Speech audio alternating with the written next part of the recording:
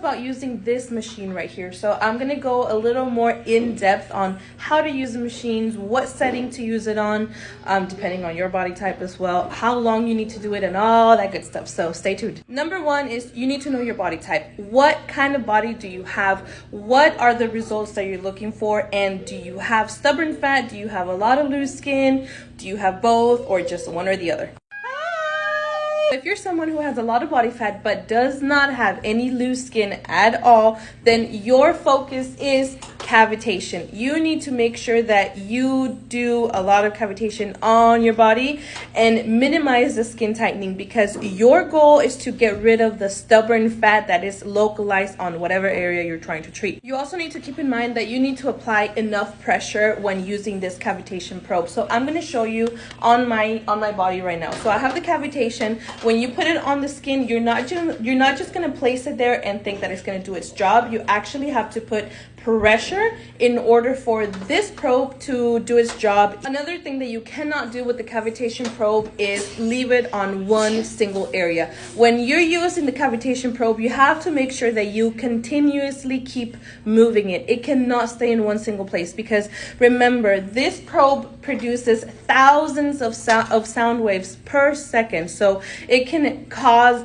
damage on the skin if you leave it on one single area. So when you're treating your stomach, when you're treating whatever area, make sure that you're constantly moving it side to side in circular motions, but also applying enough pressure. Next step is you cannot do cavitation for more than 30 minutes on one single area. So if you're treating the stomach and the sides, you can do 30 minutes here and 30 minutes here, but normally I don't go that long. I actually minimize it to about 30 to 40 minutes if I'm doing stomach and sides. Moving on to radio frequency, we have 3 different probes here. So the large one that has 6 probes, you're going to use that for fat loss. Remember, right now I'm talking about treating the stomach and sides only. Typically, I start with 5 to 10 minutes of radio frequency using the large probe, and then I move on to cavitation. I follow this technique because it's a lot easier to break down fat cells when the skin is already warm or hot enough. After you're done with those 2, you're going to come in with vacuum therapy to drain all the fluid that's in that area. When you're doing vacuum therapy, you're going to want to use it on the lowest setting because you want to be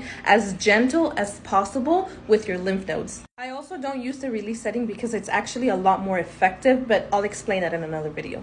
Then your last step is going to be radio frequency, but using the medium-sized probe. That's the one that you're going to use specifically for skin tightening on the body, like the stomach and the sides. You'll do about 5 minutes of drainage and about 10 minutes of skin tightening.